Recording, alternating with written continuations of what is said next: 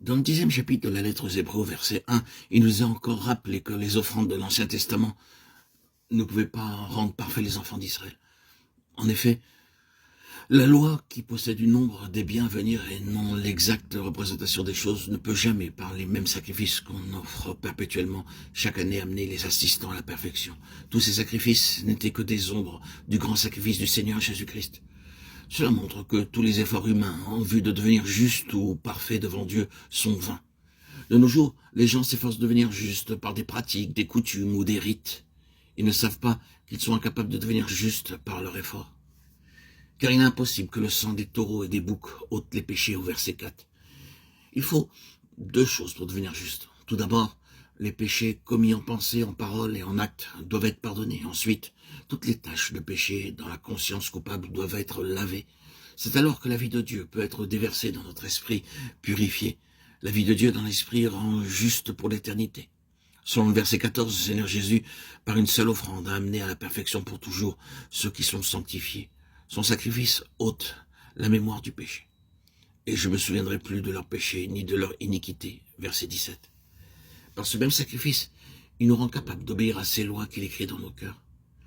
La hardiesse d'entrer dans le lieu très saint à cause de l'efficacité de son sang précieux est une autre grande bénédiction de son sacrifice. Ainsi donc, frères, puisque nous avons au moyen du sang de Jésus une libre entrée dans le sanctuaire par la route nouvelle et vivante qu'il a inaugurée pour nous au travers du voile, c'est-à-dire de sa chair, et puisque nous avons un souverain sacrificateur établi sur la maison de Dieu, approchons-nous avec un cœur sincère dans la plénitude de la foi,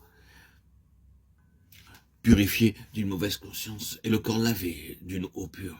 Versets 19 à 22.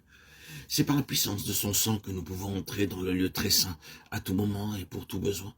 Plus nous nous approprions son ministère de souverain sacrificateur, plus nous avons de la hardiesse pour entrer dans sa présence. Et puisque nous avons un souverain sacrificateur établi sur la maison de Dieu, par son sacrifice, il a renversé le mur de séparation. Toutes les fois, nous n'avons plus cette hardiesse. Il nous faut examiner nos cœurs, confesser nos manquements et nous purifier dans son sang précieux. C'est alors que nous jouirons à nouveau d'une grande hardiesse dans sa présence. Veillons les uns sur les autres pour nous exciter à la charité et aux bonnes œuvres. N'abandonnons pas notre assemblée comme c'est la coutume de quelques-uns, mais exhortons-nous réciproquement, et cela d'autant plus que vous voyez s'approcher le jour. Si nous ne nous rassemblons pas pour la communion fraternelle, nous nous exposons à beaucoup de tentations.